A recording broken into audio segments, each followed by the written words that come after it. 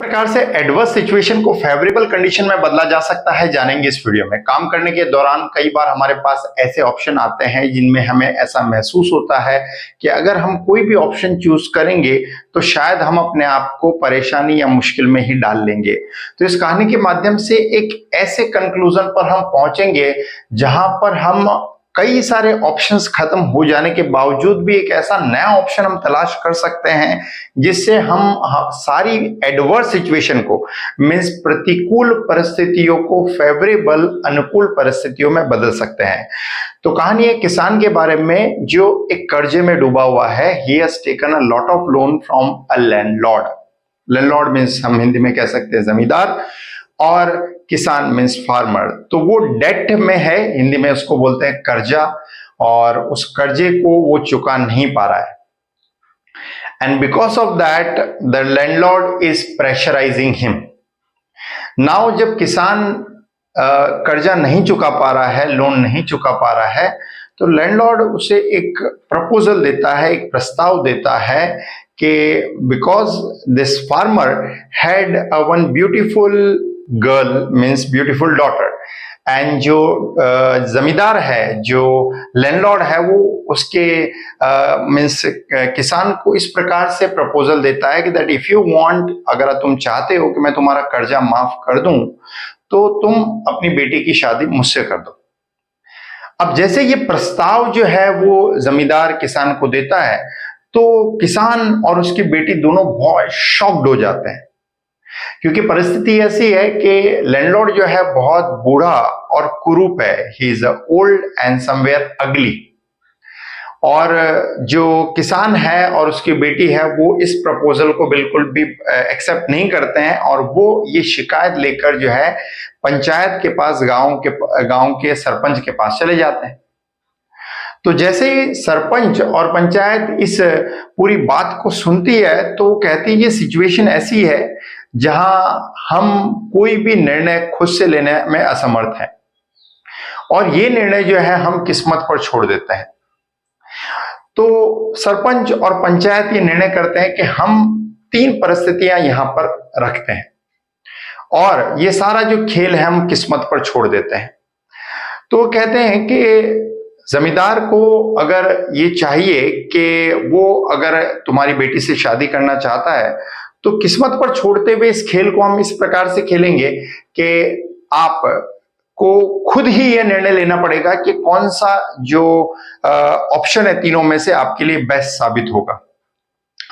तो पहला option A जो किसान और जमींदार दोनों के लिए पंचायत रखती है वो ये होता है कि जमींदार को बहुत सारे बैंगनों के ढेर में से 2 बैंगन उठाने हैं और उन्हें थैलों में रख देना है। बैंगनों का कलर जो है 2 प्रकार का है, एक काला है और एक सफेद है। तो जमींदार जो है वो क्या करेगा, 2 बैंगन उठाएगा और थैले के अंदर रख देगा। एक होगा काला और दूसरा होगा सफेद। अब लड़की जो है उसके पास 3 ऑप्शन दिए गए हैं। पहला ऑप्शन ये है कि अगर वो कोई भी बैंगन उठाने से मना कर देती है तो उसके पिता को जेल भेज दिया जाएगा, ऑप्शन 1। ऑप्शन 2, अगर वो काला बैंगन उठाती है तो उसको जमींदार से शादी करनी पड़ेगी और उसके पिता का सारा कर्ज माफ कर दिया जाएगा। और ऑप्शन जो सी है वो ऐसा है कि अगर वो सफेद बैंगन उठाती है तो उसको ना तो शादी करनी पड़ेगी जमींदार से और साथ ही जो है पिता का कर्ज भी माफ हो जाएगा। ABC तीनों ऑप्शन जो है इस प्रकार से बताए गए हैं किसान को और जमींदार दोनों को।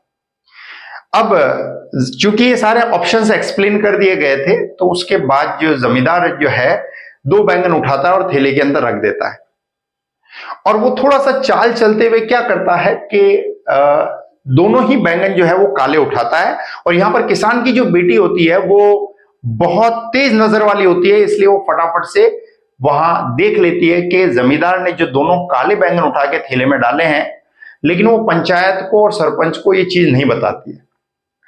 मन ही मन सोचने लगती है कि तीनों ऑप्शन में अगर मैं कोई भी ऑप्शन चूज करूं तो मैं परेशानी में होने वाली हूं। अगर मैं कहती हूं कि मैं कोई बैंगन नहीं उठाऊंगी थैलों में से तो उसके पिता को जेल भेज दिया जाएगा। अगर काला बैंगन आता है तो डेफिनेटली उसे जमींदार से शादी करनी पड़ेगी, और सफेद बैंगन आने की तो यहां कोई पॉसिबिलिटी नहीं है, क्योंकि दोनों ही बैंगन जो काले हैं थैले के अंदर। अब वो भगवान से प्रार्थना करने लगती है कि कोई उसे उपाय सूझे। पहला उपाय ये सूझता है कि वो फटाफट से जमींदार की बेईमानी सरपंच को बता दे, गांव वालों को बता दे कि इसने बेईमानी की है और दोनों ही बैंगन जो है इसने काले रखे हैं थैले में। आंख बंद कर कर वो फटाफट से थैले के अंदर हाथ डालती है और एक बैंगन उठाती है, और पता नहीं उसे क्या सूझता है कि वो बैंगन जो है वो हाथ से छोड़ देती है, और बहुत सारे बैंगनों के ढेर में वो एक बैंगन जाकर गिर जाता है। वो अपने आप को कहती है, अरे भगवान मैं कितनी पागल हूं, मैंने उस बैंगन को छोड़ दिया है। और यहां वो सरपंच और पंचायत को कहती है, गलती से वो बैंगन मेरे हाथ से छूट गया है जो मैंने उठाया था, मेरी आंखें बंद थी इसलिए मुझे पता नहीं है कि मैंने कौन सा बैंगन उठाया था, लेकिन आप जो दूसरा बैंगन बचा है थैले के अंदर उसे देख ले, ताकि आपको ये पता चल जाए कि मैंने कौन सा बैंगन उठाया है। जो बैंगन उसने उठाया था वो तो हाथ से छोड़ दिया था, और बहुत सारे काले और सफेद बैंगनों के ढेर में वो बैंगन जाके गिर चुका था, लेकिन जो थैले में बैंगन था वो डेफिनेटली काला ही था, क्योंकि जमींदार ने दोनों ही काले बैंगन उठाए थे। और यहां जमींदार अपनी बेईमानी जो है पंचायत या सरपंच के सामने नहीं कह सकता था, और इसी परिस्थिति के अंदर चूंकि पंचायत ने यह डिसाइड किया काला बैंगन बचा है थैले में, इस हिसाब से लड़की ने जो है सफेद बैंगन ही उठाया होगा। तो सरपंच और पंचायत ये निर्णय करती है कि अब किसान की बेटी को ना तो जमींदार से शादी करनी है और ना ही उसे कर्जा चुकाना है किसान को। एक छोटी सी समझदारी से जो किसान और उसकी बेटी इस परिस्थिति, इस मुश्किल, इस एडवर्सिटी से बाहर आ पाए। 3 ऑप्शन किसान और किसान की बेटी के पास थे, लेकिन तीनों ऑप्शन में से चौथा ऑप्शन उसको लास्ट मोमेंट पर क्लिक हुआ कि मैं एक ऐसा ऑप्शन भी क्रिएट कर सकती हूं जो मुझे एक विषम, कठिन और मुश्किल परिस्थिति से बाहर निकाल सकता है। इस कहानी से अगर हम एक अंडरस्टैंडिंग लेने की कोशिश करें, एक बहुत बेहतरीन मैसेज लेने की कोशिश करें, तो हमें पता चलेगा एडवर्सिटी मीन्स हिंदी में कहते हैं मुश्किल परिस्थिति में इंसान का दिमाग कई बार बहुत कम काम करने लगता है, या हो सकता है कि उसे एक अंधकार ही दिखाई दे चारों तरफ कि मेरे पास अब कोई ऑप्शन नहीं बचा है और सारे ही ऑप्शन मुझे परेशानी वाले हैं। 3 ऑप्शन जो किसान की बेटी के सामने रखे गए थे कि अगर तुम बैंगन नहीं उठाओगी तो पिता को जेल भेज दिया जाएगा, काला बैंगन उठाओगी तो तुम्हें जमींदार से कुरूप, जमींदार से शादी करके अपने जिंदगी को पूरा तबाह कर लेना है, बर्बाद कर लेना है, और यहाँ अगर किसान की बेटी बता देती सभी लोगों को इसने बेईमानी की है तो शायद तो भी वो मुसीबत में आ सकती थी। लेकिन चौथा ऑप्शन उसने ऐसा क्रिएट किया कि सभी लोग उसमें सहमत हो गए। वहां जमींदार भी कुछ नहीं बोल पाया और पंचायत भी उसके निर्णय पर जो है अग्री हो गई। तो इस कहानी से हमें ये लर्निंग और ये अंडरस्टैंडिंग मिलती है कि जब आप सोचते हैं कि मेरा ए, बी और सी तीनों ही ऑप्शंस काम नहीं कर रहे हैं, लेकिन चौथा ऑप्शन फिर भी क्रिएट किया जा सकता है जब ऐसा लगे कि नहीं, कोई ऑप्शन नहीं बचा है।